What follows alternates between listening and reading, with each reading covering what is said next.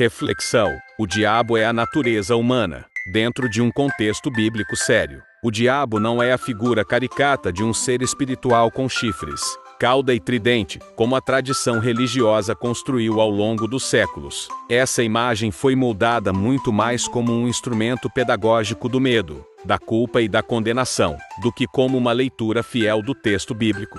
A própria palavra diabo vem do grego diabolos, posteriormente latinizada como diabolus, e significa acusador, caluniador, opositor. Ou seja, trata-se de uma função, não necessariamente de um personagem mitológico com forma física. Em nenhum momento, Jesus descreve o diabo como esse ser folclórico ensinado pela tradição religiosa. Pelo contrário, em diversas passagens, o diabo aparece como uma manifestação da mentalidade humana carnal, da lógica que resiste à vontade de Deus. Um exemplo claro está no episódio em que Pedro tenta impedir Jesus de seguir para Jerusalém. Diante disso, Jesus lhe diz: "Aparta-te de mim, Satanás, porque não cogitas das coisas de Deus, mas das coisas dos homens." Observe, Pedro era discípulo, apóstolo, escolhido por Jesus, minutos antes.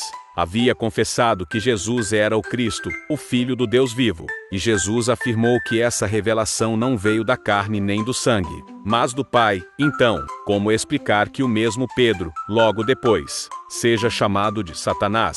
A resposta é simples: Pedro não estava possesso por um ser espiritual. O que se manifestou ali foi a natureza humana, a tentativa de submeter a obra de Deus à lógica dos homens. O Satanás, nesse contexto, não é um ente sobrenatural, mas a oposição à vontade divina, expressa por meio do pensamento humano. Da mesma forma, quando Jesus diz: "Sobre esta pedra edificarei a minha igreja", ele não está falando de uma construção física, mas de uma mudança de mentalidade, de uma transição da antiga aliança para a nova, fundamentada na fé, na consciência e na verdade. O problema é que, ao longo do tempo, o discurso religioso passou a usar o diabo como uma ferramenta de controle. Tudo passa a ser culpa do diabo: pobreza, doença, fracasso, dúvidas, erros. Isso cria uma religião baseada na culpa eterna, onde o indivíduo nunca amadurece espiritualmente, porque transfere sua responsabilidade para um inimigo invisível.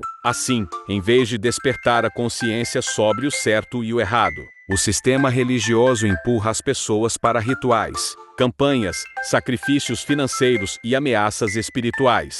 Se você não fizer tudo, Deus te amaldiçoa. Se não der o dízimo, está roubando a Deus. Se morrer assim, vai para o inferno. Cria-se um ciclo vicioso onde Deus se torna um credor implacável e o diabo, o bode expiatório de toda falha humana. Portanto, dentro do contexto bíblico, o diabo não é um ser de chifres e cauda, mas o acusador, o sistema de pensamento que resiste à verdade, que distorce, condena e escraviza. A verdadeira batalha não é contra um monstro espiritual, mas contra a ignorância, a culpa,